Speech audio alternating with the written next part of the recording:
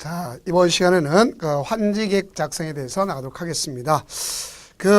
환지계획 작성, 앞에서 환지계획에 대한 내용까지 얘기했죠. 그래서 환지계획은 환지 설계, 그 다음 필지별 명세, 필지 권리별 청산 대상 토지 명세, 그 다음에 채비지 보류지 명세, 이게 있겠고, 입체 환지에 대한 규모 명세가 나온다 그랬죠. 그럼 이걸 갖다가 작성은 누가 작성하는 거냐? 지금부터 그걸 배우는 겁니다. 작성은 누가 작성하는 거죠? 바로 시행자가 작성하도록 되어 있죠. 그래서 시행자 작성에서 인가 받도록 되어 있죠. 인가는 누구한테 받는 겁니까? 자, 조심해. 지정권자 아니라는 걸 꼭 아셔야 되겠죠. 그래서 잘한 건 제주도, 또 세종시 같은 거 얘기했죠. 시장, 군수, 구청장한테 받도록 되어 있습니다.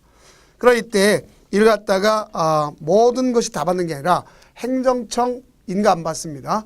비행정청만 받는 거예요. 그럼 이렇게 환지계를 작성했으면 분명히 앞에 그림 그렸죠. 이해관계가 있죠. 그 이해관계한테 의사 제출할 수 있는 기회를 줘야 돼, 안 줘야 돼요? 줘야죠. 그러면 공람을 시킵니다. 14일 이상. 그럼 공람을 시켰으면 거기에 의견 제출할 기회를 주었으면 반영 여부를 60일 내에 이야기해 줘야 되겠죠. 며칠 내? 60일 내 반영 여부를 이야기해 준다는 것을 아시면 되겠습니다. 자, 그렇다면 그 인가받은 내용을 갖다 변경하겠다. 그럼 다시 또 뭐가 돼 있죠? 인가받는 게 원칙이잖아요. 근데 경미한 경우는 인가 받을까 안 받을까? 안 받고 신고한다 소리도 아닙니다. 그냥 할 수 있는 것이다. 그러면 그 경미하다는 내용이 어떤 경우냐? 종전, 토지, 합필, 분필, 그래서 환지 명세가 변경되는 경우입니다. 또는 토지 또는 건축물의 소유자가 가서 동의에 따라서 환지를 변경한다든가. 근데 예를 들어서 다른 토지, 다른 건물 소유자에 대해서 환지 변경하는 건 안 되죠. 내가 내 거 가져야지 남의 거 가져야서는 안 되지 않습니까? 자, 그다음 공간정보의 구축 관련한 법률에 따라서 여러분이 뭐가 있어요? 측량 결과를 반영하기 위해서 환지를 변경한다든가. 가장 밑줄 쳐줘야 되겠죠. 자, 네 1번에 있는 환지로 지정된 토지나 건물을 금전으로 청산하는 경우, 이런 경우가 있겠죠. 자, 이걸 갖다가죠. 그럼 이제 환지계획 작성 기준이 있죠. 이 환지계획 작성 기준은 종전의 토지와 환지의 위치, 지목, 토질, 수리, 이용상황, 환경을 종합적으로 고려해 줘야 될 거 아닙니까? 그렇죠? 그래서 이와 같은 거고, 그럼 이 기준에 대해서는 필요한 사항은 다 뭐로 정확되냐면 국토교통부령으로 정한다는 거 정확히 이해하셔야 돼요. 그러면 결국 국토교통부를 정한다는 걸 잘 이해하시면 되면 결국 도시개발법 시행규칙에 있다는 얘기나 마찬가지겠죠. 그럼 여기는 뭐가 있느냐? 자, 작성에 대한 원칙이 있고 예외가 있다는 걸 정확히 좀 아셔야 되겠죠. 그럼 그 내용 가지고 지금부터 한번 나가도록 해봅시다. 자.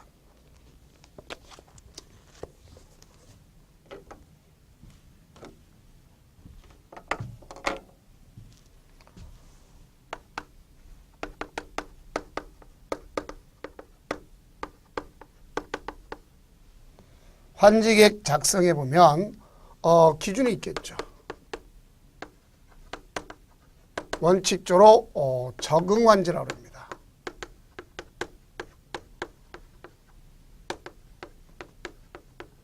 절충지라는 거죠.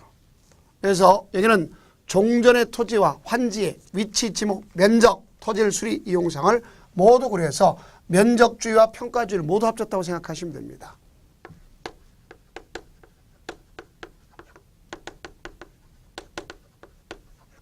이 두 가지를 합친 것이다 생각하면 돼요.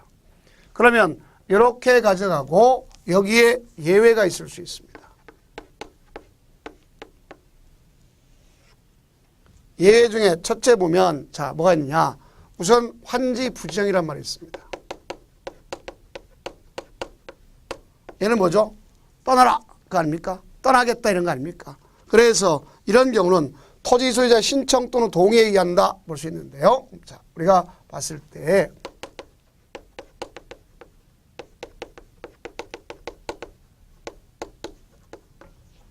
가장 중요한 게 이렇게 가져간다 할지라도 이 동의에는 자, 이 사람도 있겠지만 여기는 반드시 필히 가져올 게 있어요. 자, 우리가 임차권자가 있다. 그럼 임차권자 등의 동의가 반드시 있어야 부지정할 거예요. 만약에 이게 없다면 부지정할 수가 없습니다. 왜? 나 떠나면 임차권자 떠나야 되겠죠? 그러니까 이해관계 있는 사람이니까 반드시 그렇습니다. 그 다음에 이제 과소하니까 뭐 안 줄 수도 있습니다. 너무 과소하니까. 직권으로 떠나라 이렇게 이야기할 수도 있다는 거죠. 직권으로 떠나라 이렇게 얘기할 수도 있다는 얘기죠. 그 다음 면적의 적정화를 위해서 증환지, 과만지가 이루어질 수 있죠. 이것도 역시 직권으로 이루어진 거예요.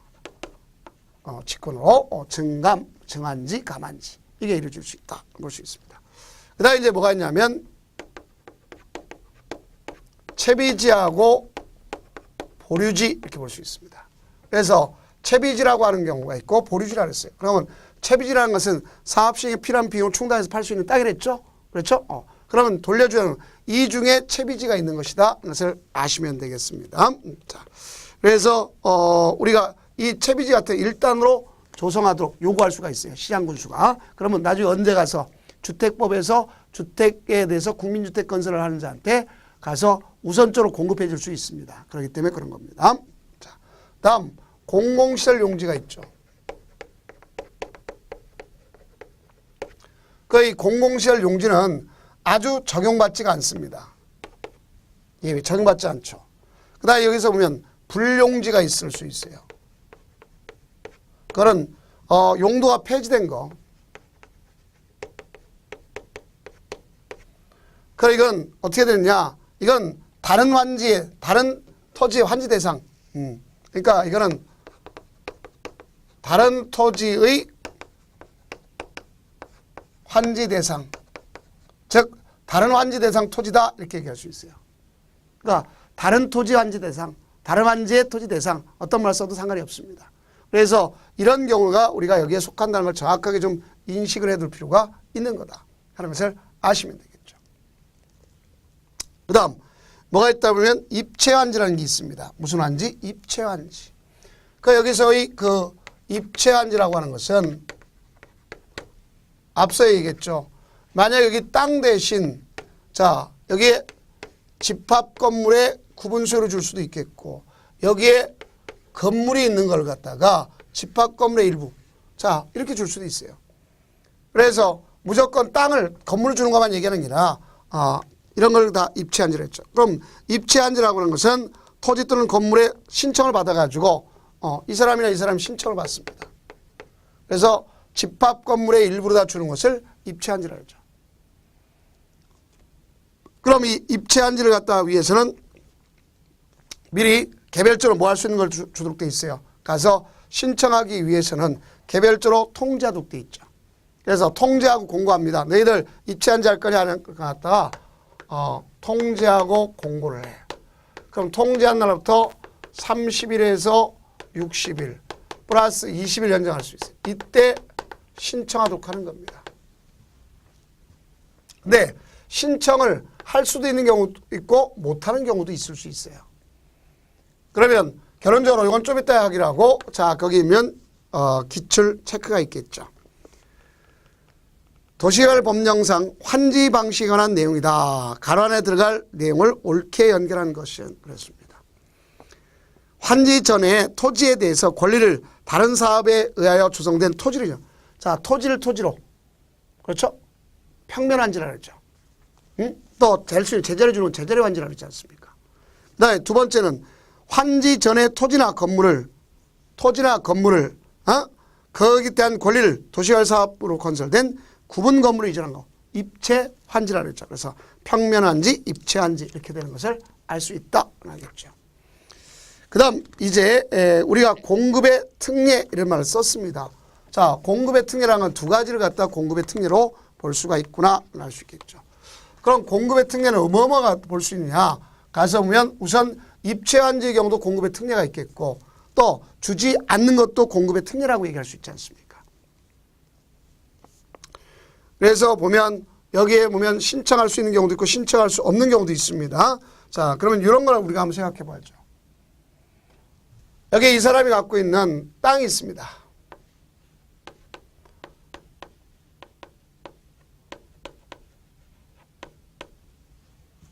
땅 갖고 있는 갑이라는 애와 주택 갖고 있는 을이라는 애가 있는데 그러면 여기에 대해서 신청할 때 집합 건물의 구분 수용 자 여기 있는 땅 가격 땅의 가격과 여기 있는 이 가격을 비교해 보는 거예요. 그래서 이 땅 가격이 여기 있는 건물가액의 70% 이하다 그러면 신청할 수가 없습니다. 그러나 아무리 가격 이하라도 주택이 있으면 무조건 신청이 가능한 겁니다. 이걸 봐줘야 되겠죠. 그래서 여기는 70% 이하면 못한다는 걸 잘 아시면 되겠고, 그러나 70% 이하도 규모랑 상관없어요. 주택이 있다 그럼 무조건 신청이 가능하다 하는 것도 아셔야 됩니다. 그 다음 입체한지를 갖다 신청해 줬으면 나중에 이제 공급해 주겠죠. 공급. 그러면 공급은 원래 1대1이라고 쓰면 돼요. 1인, 1토지, 1세대, 1주택은 1주택을 준다. 이렇게 생각하면 되는데, 그 다음에 다만 소유만큼 주는 경우가 있습니다. 그래서 소유만큼 주는 세 가지가 있다. 대표적으로 뭐가 있어요? 수도권에서 과밀억제권에 속하지 아니한 곳에 도시개발구역 내 토지 소유자. 두 번째는 관사나 숙소 이런 걸 쓰겠다 하는 사람들. 그다음에 세 번째는 국가지단체, 지방공사까지 사업시행자 이렇게 되는 것 아닙니까? 그러니까 이것이 공급이 되고, 또 하나는 자 환지를 갖다가 뭐냐 환지 지정을 제한하는 겁니다.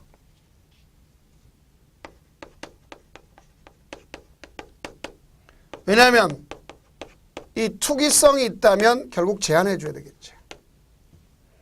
그래서 그럼 여기 일정한 기준일 기점을 해서 그 기준일 갖다 가졌다면 이 기준일 다음 날부터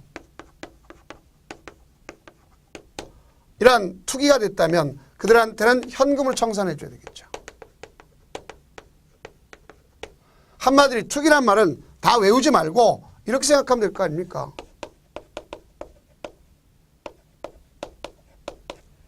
지분 쪼개기 하는 걸 일단은 하지 말아라 이거죠. 왜냐하면 여기 보니까 소유만큼 준다고 생각하면 사람들이 하나의 필지를 갖다 여러 필지 나눌 것이고, 그렇죠? 또 단독과 다세대를 다가구로 나눌 것이란 말입니다. 아니, 단독과 다가구를 다세대로. 자, 이렇게 분양권이 많은 걸 나눌 거 아닙니까? 또 내가 토지와 건물 갖고 있는 걸 토지 따로 건물 따로 분리할 수도 있겠죠. 또 나대지에다가 있던 단독이나 이런 것도 나대지 마찬가지로 단독 건물이 있는 걸 철거하고 걷다가 집합 건물을 짓게 되면 뭐가 늘어나죠? 당연히 늘어나지 않습니까? 그래서 이렇게 하는 것은 하지 말도록 해줘야 되는 것이 원칙이라는 얘기죠. 그래서 이런 걸 볼 수 있습니다. 그렇다면 한번 문제를 갖다 풀어보도록 해봅시다. 자, 거기 기출 문제를 보니까 기출 체크. 자, 도시개발 법령상 환지 계획에 관한 설명으로 틀린 것은 1번 필지별로 된 환지 명세대는 환지에 포함된다. 당연히 맞는 얘기죠. 그 다음 2번 환지계획 작성에 따른 환지계획 기준은, 자, 환지계획 기준 누가 정한다 그랬죠? 국토교통부 령을 정한다 그랬죠. 그래서 2번이 틀렸네요. 그 다음 3번 토지평가협의회 구성 및 운영 등에 관한 필요한 사항은 당의 규약 및 정관 또는 시행규정으로 정한다. 맞습니다. 그 다음 4번 행정청이 아닌 시행자가 환지계획을 작성할 경우 자 시장군수청장한테 뭐 받도록 돼 있다? 인가 받도록 돼 있다. 맞습니다. 그 다음 시행자는 환지 방식이 적용되는 도시개발구역에 조성된 토지 등을 가격 평가하고자 할 때는 제일 먼저 토지평가협의회 심의를 거쳐 가는 게 아니라 일단 그 토지평가 업자가 먼저 평가하고 토지평가협의회 심의를 거쳐 결정하는 겁니다. 잘 알죠? 토지평가협의회 심의에 앞서 뭐가 아니냐 감정평가업자가 하는 거니까 이렇게 보시면 됩니다. 그래서 2번이 틀렸구나 볼 수 있겠고요. 그 다음 토지 부담률이란 말이 있습니다. 자, 토지 부담률은 면적식을 할 때 면적식의 경우에 해당한다고 볼 수 있습니다. 도시개발구역 내에서 사업을 하다 보니까 그 토지 소유자가 개발해서 땅을 갖다 부담하는 비율을 얘기하는 거예요. 내 땅 중에서 무상으로 떨어져 나가는 비율. 또 아니면 사업 시행자, 조합인 시행자 말고 조합이 아닌 시행자가 내 땅 중에서 가져가는 비율. 이걸 갖다가 토지 부담률이라고 볼 수가 있는 겁니다. 그래서 산정 기준을 보면 공공시설 용지 면적을 명확히 파악하고 그 다음 환지 전의 지가 변동률과 인근 토지의 가격을 고려하여 채비지로 책정함으로써 토지 부담률을 적정하게 할 것. 기준이 겁니다. 그 다음 기준의 시가지, 주택, 밀집 지역 등 토지 이용도가 높은 지역과 저지대, 임야 등 토지 이용도가 낮은 지역에 대해서 토지 부담을 차등해서 산정할 것. 또 사업 시행 전부터 도로, 상하수 등 기반시설이 갖춰 있는 주택지에 대해서는 토지 부담률을 어떻게 해야 되겠죠? 최소화. 이미 설치되어 있는데 똑같이 한다면 분명히 문제가 있다는 것을 알 수 있겠죠. 그 다음 세 번째, 면적식으로 환지계획을 작성하는 경우에 지목상 전답 임야이나 사실상 형질 변경으로 대지가 된 토지나 도로 등 공공시설을 지방자치 기부, 체납 또는 무상으로 시킨 토지는 그에 상당한 비율을 고려해서 토지 부담률 산정해야 되겠죠. 똑같이 산정하면 안 될 거 아닙니까? 내가 땅 이미 떼어줬어. 그걸 똑같이 해주면 안 될 거 아닙니까? 그 다음 토지 부담률은 그러죠.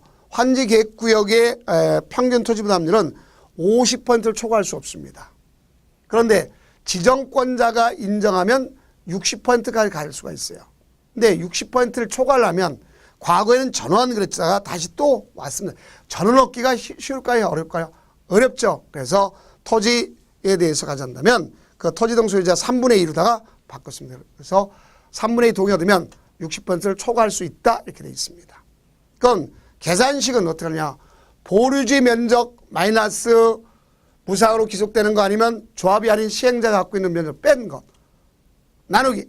환지계획구역 면적에서 무상으로 기속된 거 아니면 조합이 아닌 시행자가 가져가 뺀 거. 그걸 갖다가 해서 빼서 결국 나눠버리면 100분율로 나타나면 될 거 아닙니까? 그러시면 되는 거고. 그 다음 여기는 면적식, 지정 시기는 면적시로 환지계획을 수립하는 경우는 환지 전 토지의 위치에 환지를 정하도록 되어 있습니다.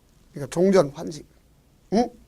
다만 토지 소유자 동의나 환지 전에 토지가 보류지로 책정된 경우, 그러니까 제자리 환지를 해준다는 얘기입니다.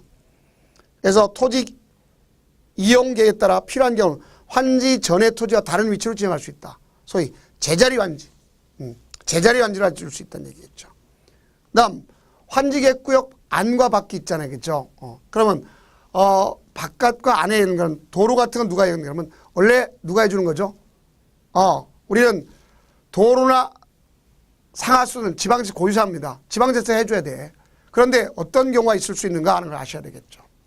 자, 환지계획구역 안에 도로를 25m 이상의 도로를 갖다 하려고 그래. 몇 미터 이상 도로? 25m 이상 도로.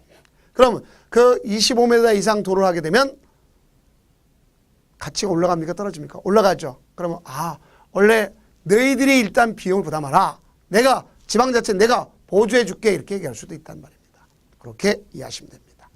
자, 그렇다면 거기 있는 기출 체크 중에서 뭘 갖다 나가면 되냐면 평균 토지 부담률을 갖다 우리가 가져가면 될 거 아닙니까? 그러면 평균 토지 부담률을 어떻게 계산하느냐 하는 것 갖다 보게 되면 기출 체크.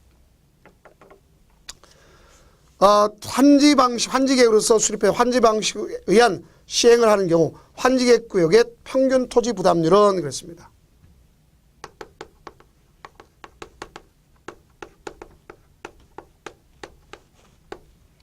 이거는 어떻게 구하는 거냐? 100분율 나타난 거죠. 그러면 여기에 보류지 면적 있잖아요.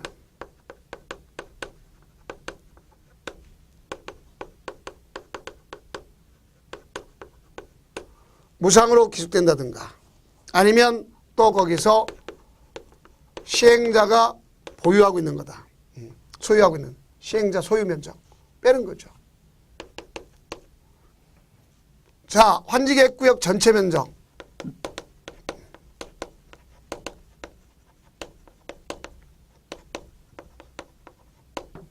마이너스 역시 무상으로 기속되는 거고 귀속 시행자 소유를 빼서 100분율로 나타나면 될 거 아닙니까? 그러니까 여기 보면 얼마가 될 것이냐. 우선 환지계획구역 면적은 20만이네요.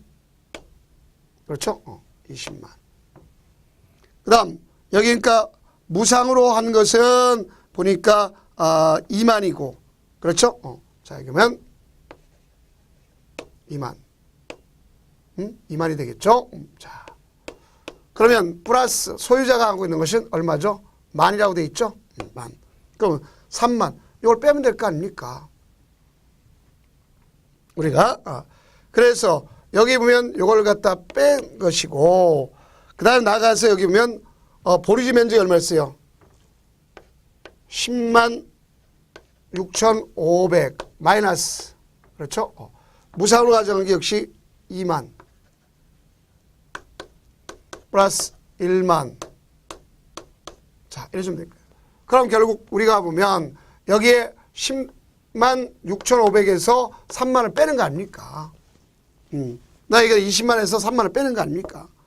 그럼 결론적으로 보면 1, 4, 4, 5 45, 4.5 그러니까 45 그러면 결국 45%가 되겠네요. 이렇게 계산하면 되겠다 볼 수 있습니다. 다음은 이제 환지 예정 지정이란 말이 있습니다.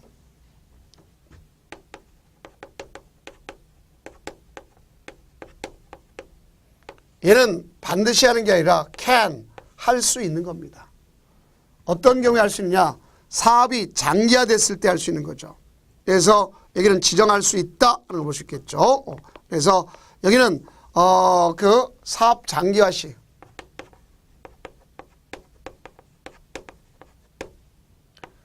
그래서 이 사업이 장기화됨에 따라서 사업이 장기화되면 어떤 문제가 생기죠?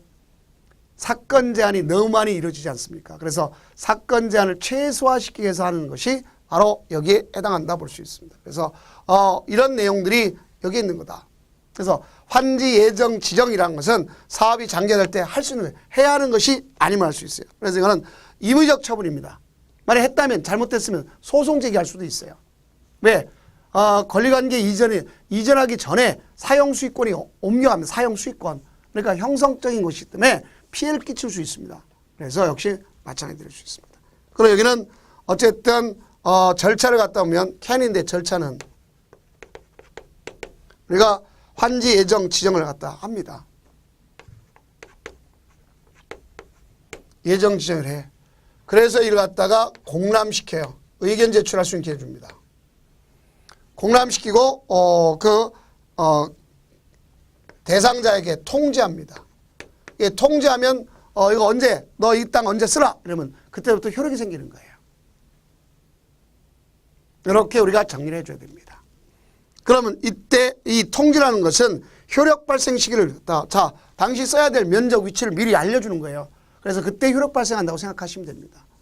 그럼 결론적으로 보면 이런 의미나 마찬가지를 갖다 볼 수 있어요. 자 여러분들 앞서 제가 그림 그려줬을 때 이런 거를 머릿속에 연상하시면 됩니다.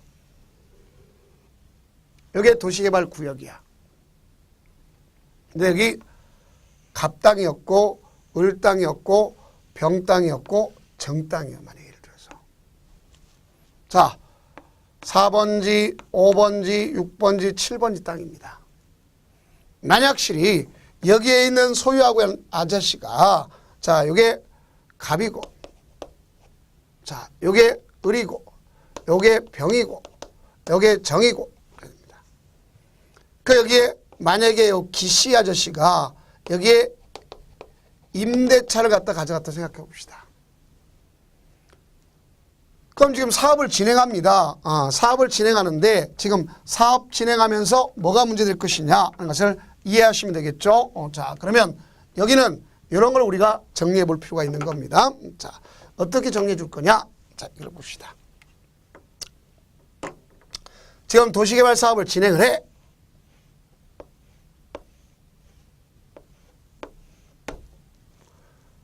도시개발 사업을 진행을 하는데 바로 이렇게만 완성이 돼버렸어. 그 이쪽은 아직까지 진행형 ing고 지금 요거는 요까지는 지금 완성이 된 거예요. 자 그럼 이 중에 요걸 갖다 채비지로 쓰겠다. 계획이 미리 나왔잖아요. 그럼 우리가 제자리에 둘 거 아닙니까? 지금 여기 하얀 땅인 요 땅을 대신 제자리로 요 사람한테 제자리 주는 걸 원칙을 한다 했잖아요. 그 미리 자 여기 보면 갑과 기 사이에 뭐라 했어요? 이거 임대차 관계도 있지만 그들한테 미리 알려줘야 되겠죠. 당신 이 땅 당신 써야 될 땅입니다. 응? 이게 당신 겁니다. 당신한테 줄 땅입니다. 앞으로 당신이 가질 땅입니다. 이렇게 미리 얘기해 줘야 될 거 아닙니까? 그러니까 일단 공사 끝날 때까지 이 땅 쓰세요. 지금 여기 공사가 진행하니까 이거 다 끝날 때까지 쓰지 말라. 문제 있을까요? 없을까요? 있죠. 너무 많이 있어 그런 거 아닙니까? 그래서 이렇게 되고 그러면 미리 이렇게 알려주는 거예요. 임차권자들한테 사본을 통해서. 자, 그러면 의사 제출하면 그래 나는 왜 이쪽 줬느냐? 나는 좀 이쪽 달라 그럴 수 있고 이쪽 달라 그럴 수도 있지 않습니까? 그래서 의견 제출할 수 있는 기회를 주는 거예요. 그럼 이렇게 되면 여기에 따라서 효과가 나타납니다. 효과가 나타나면 어떤 효과냐? 이게 중요한 포인트가 되는 거죠. 자, 효과.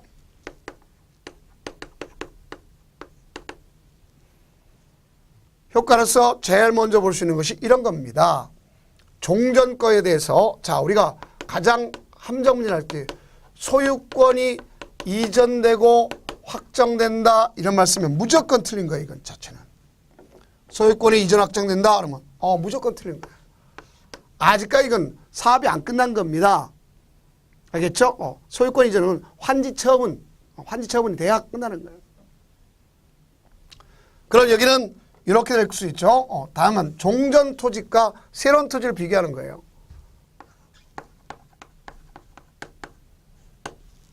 종전 토지하고 이렇게 노랗게 칠한. 그럼 우리는 기초적으로 보면 법률적 기초로 보면 소유에 대한 권한이 있겠죠. 소유권이 옮겨가는 게 아니기 때문에 사용한다든가 수익한다든가 처분한다든가 이게 있잖아요. 그래서 사용도 하고 수익도 하고 처분도 하는데 자 종전권은 사용 수익할 수가 없어요. 사용 수익할 수가 없어요. 그러니까 이거는 새로운 땅으로 옮겨오겠죠. 그럼 자 봅시다. 이쪽으로 살짝 가보면 자 미리 가봅시다. 자 지금 요 땅은 누구 땅이죠? 땅? 갑 땅이에요. 요 땅 누구 땅이죠? 병 땅. 근데 이걸 갖다 누구한테 주도해? 을한테 줬단 말이야. 을한테 너 일자는 요거 사용 수익해. 이렇게. 어차피 너 줄 거니까. 그러면 정은 너 요거 줄 테니까 요걸 사용 수익해. 이렇게 얘기할 수 있는 거 아닙니까? 그래서 결국 종전 땅을 갖다 사용 수익하면 자 여기는 땅 주인들은 무슨 의무가 생기냐? 참아야 되겠죠. 지금 어떻게 해? 여기 땅이 있는 아저씨들은 수인 의무가 생기는 거예요. 수인 의무. 자 수인 의무라는 것은 방해해서는 안 된다. 거부해서는 안 된다. 이런 건 아닙니까? 그걸 수인 의무라고 하는 거예요. 그래서 수인 의무. 방해할 수 없다. 이겁니다. 그 이와 같이 수인 의무가 발생하도록 되는 것이다. 알 수 있습니다. 다음에는 자 이게 있네요. 여기 채비지를 갖다가 여기 채비지를 시행자가 사용도 하고 수익도 하고 처분도 할 수 있어요. 그럼 처분하면 자 우리가 봤을 때 민법 186조에 따르게 돼 있어요. 그래서 민법 제 186조에 따르니까 법률행위에 하니까 등기가 돼야 물권 변동이 일어나는 거죠. 등기가 돼야 물권 변동이 일어난다. 알 수 있어요. 등기가 돼야.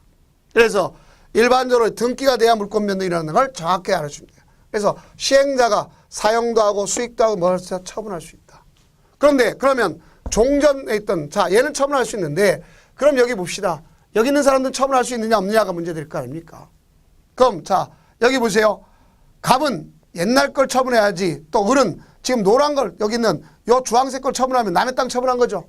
그러니까 이런 얘기가 되네요. 여기는 종전 토지를 처분할 수 있어요. 종전 토지 하얀 거 하얀 걸 처분할 수 있어요. 근데 새로운 건 처분할 수가 없습니다. 큰일 나죠. 자 이게 가장 키포인트다 하는 걸 볼 수 있어요. 그 다음에 이제 여기 보니까 누가 있느냐. 여기 기라는 애가 있죠. 다시 이쪽으로 가봅시다. 기. 그러면 갑과 기 사이에 뭐가 이루어졌죠? 자, 임대차 관계가 있지 않습니까? 그 임대차는 임대료 증감청과 문제점 아닙니까?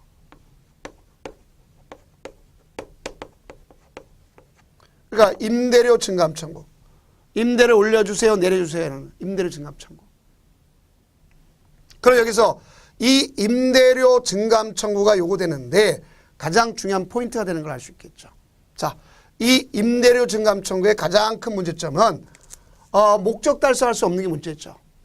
왜냐하면 자, 봐보세요. 면적이 클 때 했는데 임차인의 입장에서는 면적 줄였으니까 임대료 내려달라고 할 것이고, 임대인 입장에서는 자, 옛날에 면적이 넓었지만 비효율적인데 효율적 땅이 됐으니까 뭐라고 할 수 있어요? 자, 돈 올려줘 이렇게 얘기할 수 있잖아요. 그럼 60일 내에 임대료 증감 청구를 요구하고, 만약에 목적 달성할 수 없으면 권리 포기 계약 해지를 합니다. 알겠죠? 이런 경우 되겠죠. 자, 이게 되겠고, 또한 여기 보면 새로운 땅을 사용 수익하려고 해도 여기에 만약에 장애물이 있다 그러면 개시를 따로 정할 수가 있는 겁니다. 그러니까 사용 개시를 따로 정할 수가 있다는 것도 여러분들이 꼭 이해해 두시면 바랍니다. 자, 이런 경우에 여기 속하겠죠. 그렇다면 이와 관련되어 있는 문제를 갖다 한번 봐보도록 해봅시다. 거기 기출 체크가 있겠죠. 도시개발법령상 환지 예정지의 지정에 관한 설명으로 틀린 것은 1번 시행자는 도시개발 사업 시행을 위해 필요한 경우 도시개발 구역의 토지에 대하여 환지 예정지를 지정할 수 있다. can 맞죠? 할 수 있다. can입니다.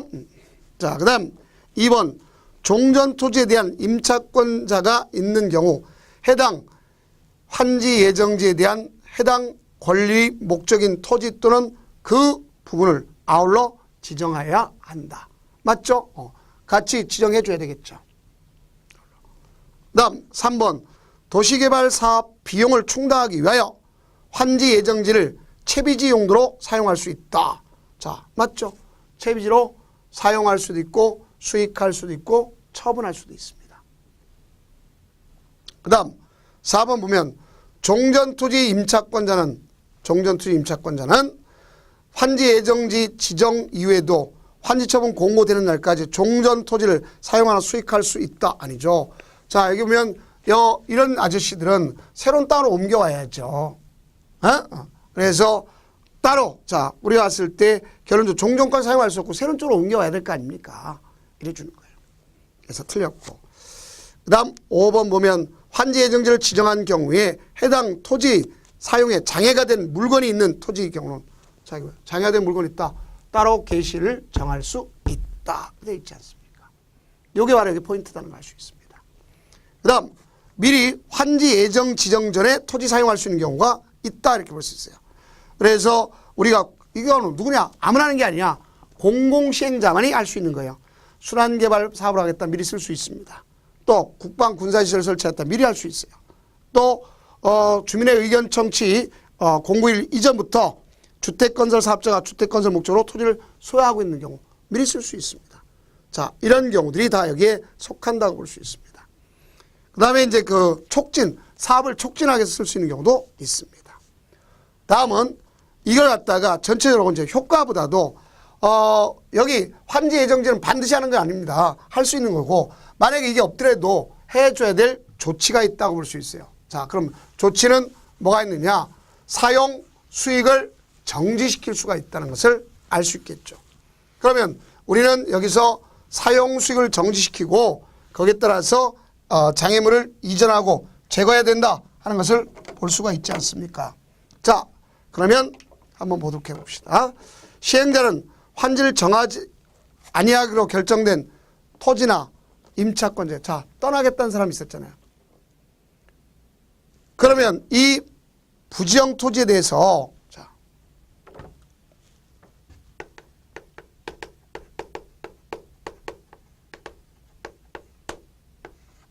만약에 여기에 아까 정의 땅을 갖고 있어.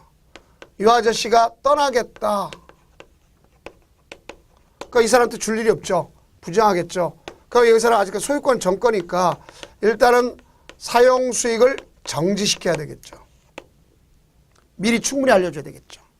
그래서 이 사용 수익을 정지시킵니다. 그 이 사용 수익을 정지시킨 이유는 자, 뭐 하려고 그랬냐? 가서 사업 시행자가 관리하려고 그러는 거죠. 그래서 정시킵니다. 그럼 미리 충분히 기간을 줘요. 30일 이상 기간을 줍니다. 그래서 30일 이상 기간을 줘가지고 사용 수익을 갖다 정지시킵니다. 그 다음에 여기에 장애물이 있더라. 그럼 장애물을 제거해야 되겠죠. 장애물을 제거할 때는 가서 비행정청이면 시장군수청장한테 허가를 받도록 되어 있어요. 허가. 그 다음에 주거용이면 적어도 몇 개월 전에 얘기해야 돼. 2개월 전에 얘기해야 되는 거예요. 보상이 안 끝나면 내보낼 수 없지 않습니까? 자, 이런 얘기가 되는 거다. 그러면 특히 우리가 이제 문제되는 것은 이 중에 뭐가 문제될 것이냐. 자, 여기 부정토지는 누가 관리하겠죠? 사업 시행자가 관리하는 거예요. 언제까지 관리할 거냐? 바로 환지처분 공고하는 날까지 시행자가 관리하고 거기다 표지를 설치하고 누구든 거기에 대해서 방해해서는 안 되고 또 거기 승낙 없이 표지를 폐지해서도 안 되고 철거해서도 안 된다. 볼 수 있습니다. 자, 그래서 이렇게 해서 결국 환지 예정지까지도 가져갈 수 있는 것을 알 수 있겠고요. 그럼 이제 공사를 시행할 거 아닙니까? 그럼 공사를 시행할 거 아닙니까? 그러면 가서 공사 끝나면 준공검사 받도록 돼 있죠. 그래서 준공검사는 시행자가 지정자인 경우 제외하고는 바로 준공검사 받도록 돼 있습니다. 지정권자한테. 근데 효율적으로 위해서 끝나기 전이라도 준공검사 할 수가 있습니다. 그러면 지정권자는 공사를 했다 지체 없이 준공검사 해주는 것이고 만약에 그걸 갖다 전문기관에 의뢰할 수도 있습니다. 그 다음 공사 끝났으면 지정권자 사업시행자인 경우도 공사 끝났으면 공사 완료 공고하도록 되어 있다. 이런 것을 볼 수가 있습니다. 그러면 우리는 조성된 토지는 준공전에 사용할 수 있느냐 없느냐? 자, 원칙으로 사용할 수는 없어요. 다만 사용할 수 있는 경우가 있죠. 지정권자로 사허가 받으면. 다만 뭐가 있어요? 채비지는 사용할 수가 있다. 알 수 있겠죠. 자, 그러면 이쯤 하면 문제를 풀고 마치도록 하겠습니다. 기출 체크. 도시개발법령상 준공검사 등에 관한 설명으로 틀린 것. 도시개발 사업의 준공검사 전에 채비지를 사용할 수 없다. 사용할 수 있죠. 땅. 환지 예정 지정 때 미리 쓸 수 있어요. 자, 사용도 하고 수익도 하고 뭐도 한다. 처분도 안 들었지 않습니까? 지정권자 효율적 준공검사를 위해 필요한 경우는 관계행정기관 등의 의뢰하여 준공검사 할 수 있다. 맞죠? 지정권자가 아닌 시행자는 도시개발 사업에 관한 공사 끝나기 전에도 공사 끝난 후에도 준공을 받을 수 있습니다. 맞습니다. 지정권자가 아닌 시행자는 도시개발 사업의 공사를 끝난 때는 공사 완료 보고를 작성해서 지정권 준공을 받습니다. 맞습니다. 지정권자가 시행자인 경우는 준공을 받을 필요 없죠. 걔는 공사 완료 공고하도록 되어 있다. 해주면 되겠습니다. 그럼 이제 다음 강좌는 환지 처분에서부터 모든 도시개발 사업을 다 마치도록 하겠습니다. 고생 많으셨습니다.